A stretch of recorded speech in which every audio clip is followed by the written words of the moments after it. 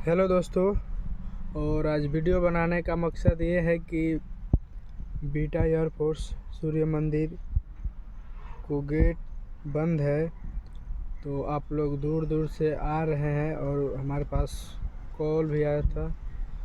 तो मैं सबको बता देना चाहता हूँ कि गेट बंद है, तो कृपया आप लोग दूर दूर से नहीं आइए, क्योंकि यहाँ पे तेंदुआ घुसा हुआ है। तो तेंदुआ के कारण गेट बंद कर दिया गया है। और 2 दिन पहले यहाँ पे मीटिंग हुई थी, बीटा प्रखंड के सभी लोग आए थे, सीओ साहब, डीओ साहब, मुखिया जी भी थे। तो गेट बंद करने की आदेश आया है यहाँ पे।